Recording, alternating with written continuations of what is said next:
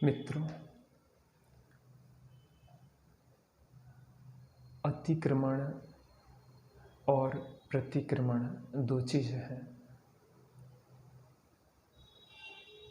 अतिक्रमण का मतलब होता है कि जब हम अपनी सीमा से बाहर निकल जाते हैं उसे अतिक्रमण कहते हैं, और प्रतिक्रमण जब हम अपनी सीमा में वापस आ जाते हैं उसे प्रतिक्रमण कहते हैं।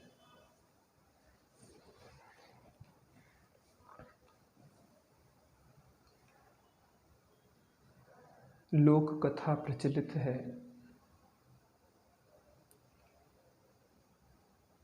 कि जब लक्ष्मण ने सीता की सुरक्षा के लिए एक लक्ष्मण रेखा खींची थी और कहा था कि माता, इस लक्ष्मण रेखा को अगर पार करोगी तो विपत्ति में पड़ोगी, और इस लक्ष्मण रेखा के अंदर रहोगी तो अपने जीवन में विपत्ति से, दुख से, तकलीफ से बची रहोगी। लौकिक बात है वह। हमें प्रसंग ज्ञात है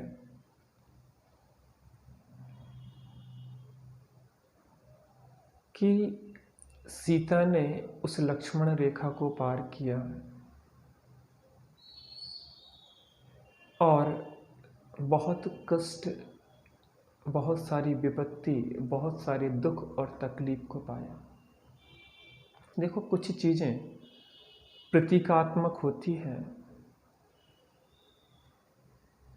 वो जो लक्ष्मण रेखा है वो एक प्रतीक है हमें समझाने के लिए। सीता तो समझदार थी, लेकिन हमें बताने के लिए इस बात को बताया गया है कि अगर तुमने अपने जीवन में न्याय, नीति की सीमा रेखा को उल्लंघन किया, अपनी मर्यादाओं का उल्लंघन किया, तो अनेक विपत्तियों में पड़ने वाले हो। पर अगर अपनी सीमा में रहे तो अनेक विपत्तियों से बचने वाले हो। आखिर हमारी सीमाएं हैं क्या? देखो, हमारी सीमाओं के बारे में चर्चा करें हम अगर, तो लोक में जो हमारा घर है, घर की एक सीमा होती है कि अगर आपका 50 बाई 100 का एक प्लाट है तो उस प्लाट में ही आप अपने घर को बनाएं, बल्कि सुविधा के लिए आप कुछ आगे स्थान छोड़ दें जिसमें कि आपको थोड़ी सहजता हो। थोड़ा खाली स्पेस होने से आपको थोड़ी घर में रहने में, हवा आदि की आने में, कुछ आपको गाड़ी वाहन रखना है तो उसके लिए वो आपको सुविधाजनक होगा। तो जितनी है उस सीमा में भी कुछ खाली स्पेस छोड़ना चाहिए, ये एक अच्छे घर के लिए ज़रूरी है। लेकिन हम करते उल्टा है। अपना जो प्लाट है, अपनी जो जगह है, अपनी जो ज़मीन है, उस ज़मीन के अलावा हम अतिक्रमण कर लेते। 4 फीट की पट्टी हमने रोड पे निकाल दी, सीढ़ियाँ 2 फीट और आगे निकाल दी, छज्जा 2 फीट और आगे निकाल दिया। ऐसे करते करते ऐसी स्थिति बनती है कि नीचे से रोड घट जाती है, ऊपर से तो बिल्कुल ही कई बिल्डिंगों की छज्जे आपस में मिल जाते हैं, रोड को बंद ही कर देते हैं। ये लौकिक दृष्टि से अन्याय है, अतिक्रमण है। आपने भी नोएडा में ट्विन टावर देखा था कि अतिक्रमण, क्या कहें, अतिक्रमण भी क्या, वो तो ऐसी ज़मीन पे खड़ा था जो स्वयं की ही ज़मीन नहीं थी, जिसका स्वयं का धरातल नहीं, उसकी क्या कहना। तो वो कैसा ध्वस्त हो गया था कुछ ही सेकंडों में। हमारा अतिक्रमण जो है, उस अतिक्रमण में फिर जब सरकार के द्वारा अतिक्रमण हटाओ अभियान चलता है तो बहुतों के तो मकान ही आधे आधे ढह जाते हैं। क्यों? क्योंकि उन्होंने अपनी ज़मीन के अतिरिक्त अतिक्रमण किया था। लौकिक मर्यादाएं हैं, लौकिक मर्यादाओं का पालन करना चाहिए। लोक में देखें आप अपनी पत्नी, जो लौकिक रीति से आपने जिसको वर्ण किया है, उसके प्रति ईमानदार रहें, अन्य स्त्रियों के प्रति दुर्भाव करके अतिक्रमण ना करें। लोक में आपको जो सरकारी नौकरी करते हैं तो उसमें जो आपको एक सरकार ने तनख्वाह दी है, तो उसके अलावा रिश्वत लेके अतिक्रमण ना करें। ये सब बाहर लौकिक अतिक्रमण है। अतिक्रमण करेंगे तो फिर जब फंसेंगे तो उसको प्रतिक्रमण करना पड़ेगा, अर्थात अपनी उस सीमा के बाहर जितना भी हमने अपना महल बनाया होगा उसको ढहना होगा। तो फिर उसके बाद तकलीफ, पीड़ा और कष्ट होता है। इसलिए सबसे पहले अतिक्रमण का ध्यान रखें।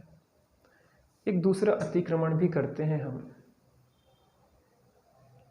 कि जो ये शरीर है इसके अंदर एक चेतना है, वो चेतना की अपनी एक मर्यादा है।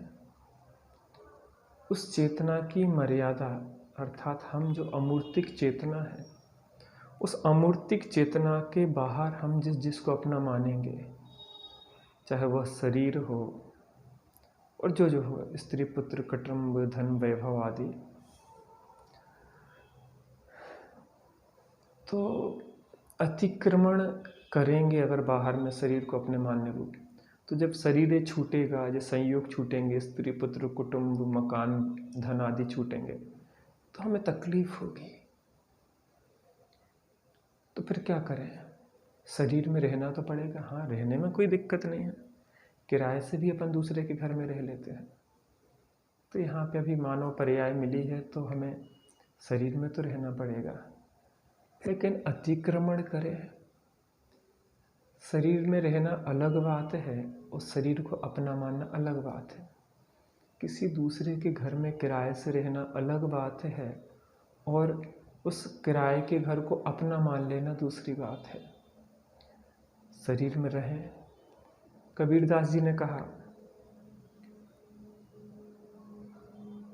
बड़े जतन से ओढ़ी चंदरिया और ज्यों की त्यों धर दीनी चंदरिया। शायद कबीरदास जी का है या किसी अन्य का है। उन्होंने कहा कि जो चादर मिली है शरीर रूपी, मैंने बड़े जतन से ओढ़ी है, उसको नुकसान नहीं पहुंचाया है। पड़ोसी है, अच्छी गाड़ी है, उसको सर्विस की ज़रूरत पड़ी सर्विस की, उसको पेट्रोल की ज़रूरत पड़ी पेट्रोल दिया, लेकिन अपना मानना जो तो मूर्खता है ना। हम अतिक्रमण करते हैं, हम है तो चेतना और हम अपने को अतिक्रमण करके शरीर रूप मानते रहते हैं, स्त्री पुत्र कुटुंब के को अपना मानते रहते हैं, जो हमारा अतिक्रमण है। और जब ये सब छूटते हैं, एक समय होता है जीवन का, उसके बाद जो छूटते हैं तो हम हाय तौबा आकुलित होते रहते हैं। रहो, इस दुनिया में रहना होगा, सबके बीच में रहना होगा, लेकिन अतिक्रमण पूर्वक नहीं, अपनी सीमा को जानते हुए। शरीर में रहना होगा, लेकिन ऐसे भी रहा जा सकता है कि शरीर को अपना ना माने। ये भी संभव है ना, ज्ञानी रहते ही हैं। इसलिए तो अंत समय आता है बड़े प्रेम से, जैसे चादर ओढ़ के कोई चला जाता है, ऐसे शरीर रूपी चादर भी ओढ़ के चला जाता है। जैसी भिन्नता इस वस्त्र में हमारी है, ऐसे ही इस वस्त्र में भी हमारी उतनी ही भिन्नता है। ये कुछ दिन बाद छूटेगा, ये कुछ सालों बाद छूटेगा। अपनी सीमा को समझें, अपनी मर्यादाओं को समझें, लौकिक मर्यादाओं को समझें, पारलौकिक मर्यादाओं को समझें। अतिक्रमण नहीं करें। कदाचित अतिक्रमण हो गया हो तो प्रतिक्रमण करें, अपनी सीमा में आएं, अपनी सीमा में आके अपने में रम जाएं, वही वास्तविक प्रतिक्रमण है। हम सभी अपने में ऐसे रमें जैसे भगवान रमे हैं और फिर बाहर निकले ही नहीं। ऐसी मंगलमय भावना से जय जिनेन्द्र।